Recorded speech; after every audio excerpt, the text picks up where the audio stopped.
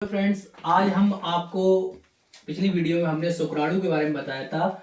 अब ये हमारी आज की है कि पुष्प की संरचना। पुष्प की संरचना क्या होती है, ठीक है, या पुष्प के कितने भाग होते हैं, पुष्प के द्वारा क्या है, या फिर कीटों के द्वारा क्या है, हमारा जो निषेचन की क्रिया कैसे होती है, या पुष्प का निर्माण कैसे होता है। ठीक है, तो आज इस वीडियो में क्या है, हम सारा कुछ जानेंगे बहुत अच्छे से।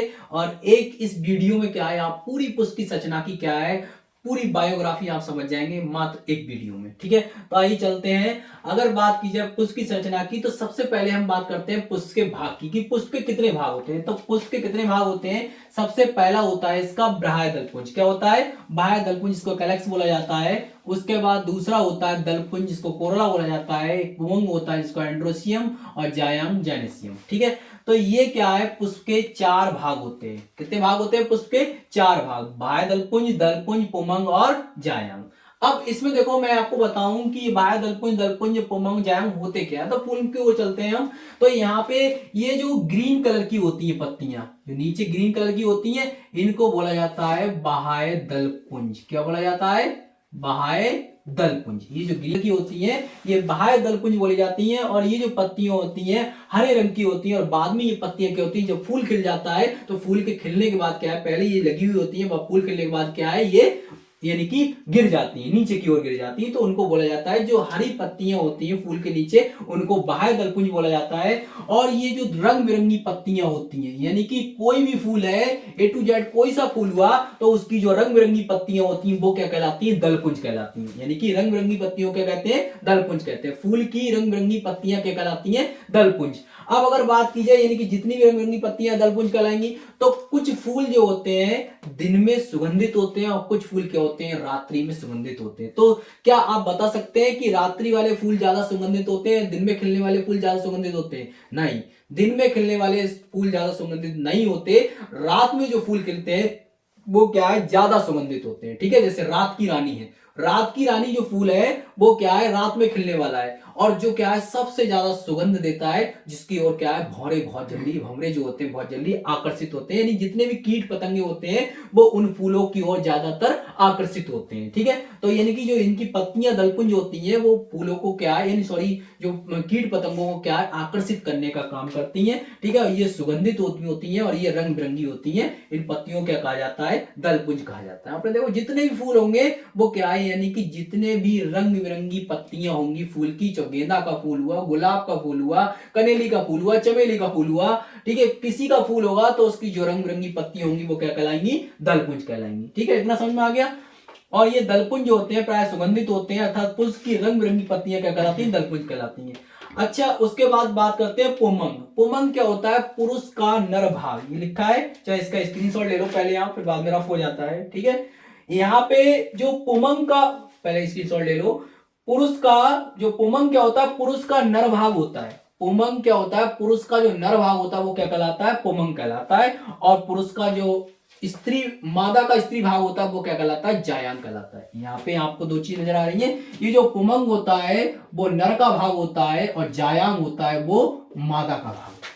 ठीक है, ये मेल का भाग पुमंग कहलाता है, और फीमेल का भाग क्या कहलाता है? जायांग कहलाता है। अब मैं आपको बताता हूं कि यहाँ पे पुमंग क्या है और जायांग क्या है। पुमंग के कितने प्रकार होते हैं और जायांग के कितने प्रकार होते हैं। अगर बात की जाए पुमंग के भाग, तो पुमंग के बेटा तीन भाग होते हैं। सबसे पहला होता है पुंकेश्वर, और उसके बाद परागकोश, और थर्ड होता है परागकण। ठीक है, पुंकेश्वर, परागकोश और परागकण।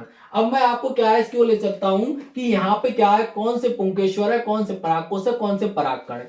तो इसमें आपको देखा होगा कि कोई भी फूल होता है तो उसमें छोटे छोटे जो ज्यादा मात्रा में होते हैं। ठीक है, आपने देखा होगा कमल के फूल में क्या होता है, ऐसे ऐसे ये होती है, ज्यादा मात्रा में होती है, ऐसी ये होती है, ज्यादा मात्रा में होती है, बहुत ज्यादा। ठीक है, जिसमें क्या है, बीच में एक लंबा सा ये भी होता है ऐसे। ठीक है, तो यहाँ पे ये जो होती है, तो ये जो जितनी ज्यादा मात्रा में होते हैं वो क्या कहलाते हैं? सब पुमंग कहलाते हैं। और जो सिंगल एक होता है वो क्या कहलाता है? जायांग कहलाता है। ठीक है, जैसे गुलहड़ के फूल में आपने देखा होगा कि जो गुलहड़ का यहाँ पे फूल होता है ऐसे।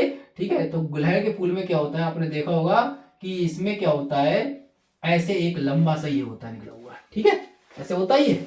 तो ये जो होता है वो जायांग भाग कहलाता है। इसमें जो छोटे छोटे होते हैं वो पुमंग कहलाते हैं। ठीक है, अब हम यहाँ पे आपको बात करते हैं कि इसमें जो है, ये जो होता है, इसमें ये क्या होता है, इसको बोला जाता है पुंकेश्वर। ठीक है, जो यानी कि अगर इसमें बात की जाए तो ऐसे ऐसे ये होते हैं, तो इनमें जो ये डंडी होती है क्या कहलाती है, पुंकेश्वर कहलाती है। पुंकेश्वर का ये जो होता है इसको क्या बोला जाता है, परागकोश। क्या बोला जाता है, परागकोश। उसके अंदर बेटा जो कण होते हैं वो क्या कहलाते हैं, पराग कण कहलाते हैं। ठीक है, इसके ये जो भाग हो गया वो पुंकेश्वर हुआ, ये जो गोला होता है ये परागकोश कहलाता है, इसके अंदर जो कण होते हैं वो परागकण कहलाते हैं। ठीक है, समझ में आ गया।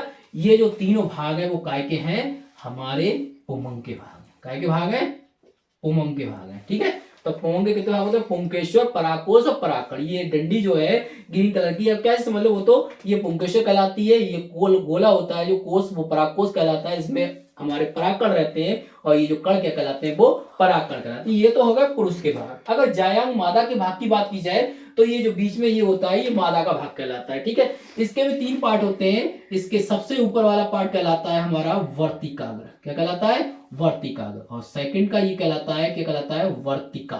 और लास्ट क्या कहलाता है, ये अंडाशय। ठीक है, तो क्या है, वर्तिकाग्र, वर्तिका और अंडाशय। तो वर्तिकाग्र का काम क्या होता है, वर्तिका का काम क्या होता है, अंडाशय का काम क्या होता है। ठीक है, तो वर्तिकाग्र परागकण, देखो यहाँ पे ये तो परागकण हो गए। ठीक है, अब यहाँ पे सबसे पहला जायांग का भाग होता है वर्तिकाग्र। ये जो ऊपर का भाग होता है वर्तिकाग्र कहलाता है, नीचे वर्तिका, फिर अंडाशय। ठीक है, तो यहाँ पे देखो जो निषेचन की क्रिया होती है वो कैसे होती है, यानी कि अभी मैं पूरा प्रोसेस बताऊं पहले।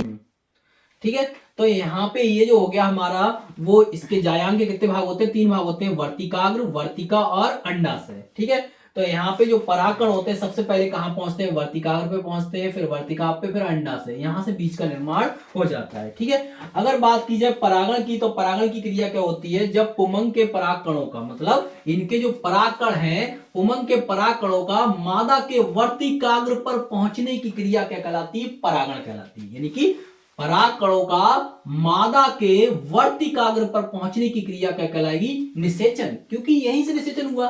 परागकण जब यहाँ पहुंचे तो पहले वर्तिकाग्र पे पहुंचे, उसके बाद वर्तिकाग्र, फिर नीचे अंडाशय पे आ गए, तो यहाँ पे क्या है, निषेचन की क्रिया क्लियर हो गई।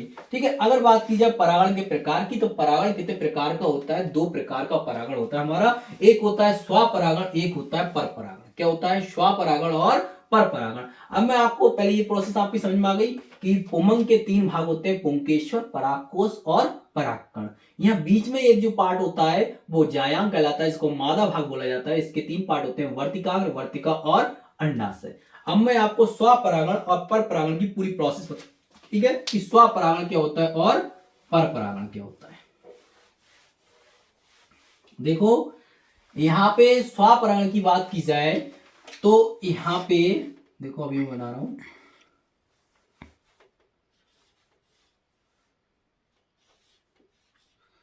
स्वपरागण में क्या होता है, जब एक ही पुष्प के, ठीक है, जब एक ही वृक्ष के या एक ही टहनी के 2 फूलों के बीच में परागण की क्रिया हो।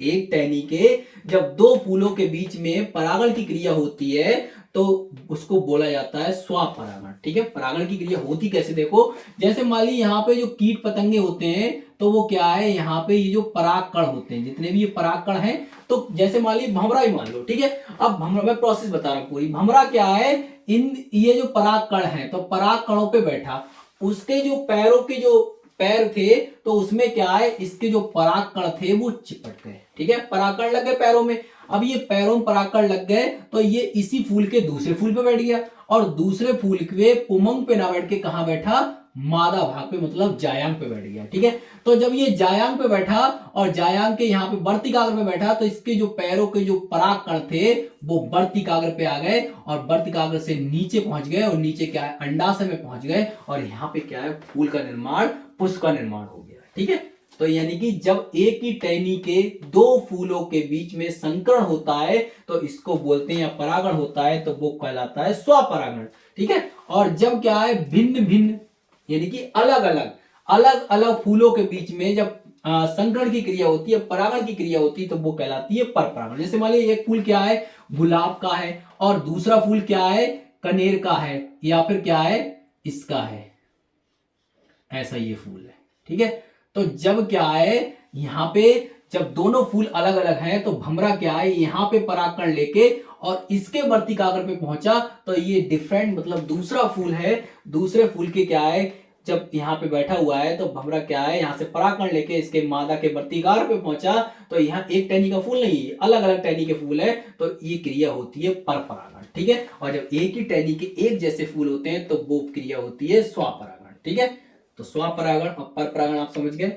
ठीक है, तो यहाँ पे आपको यही बात ध्यान रखना है, ये पुंकेश्वर, परागकोश, परागकण, वर्तिका, वर्तिकाग्र और अंडाशय। ठीक है, इसके 4 भाग होते हैं, आपको ध्यान रखना है। ठीक है, ड्राई दलपुंज जो होते हैं वो गिर जाते हैं, और दलपुंज क्या होते हैं, हरी भरी जो पत्तियां होती है, रंग बिरंगी जो पत्तियां होती है वो क्या कहलाती हैं, दलपुंज कहलाती हैं। ठीक है, तो इतनी वीडियो में आपको समझ में आ गया होगा। बहुत बहुत धन्यवाद आपका।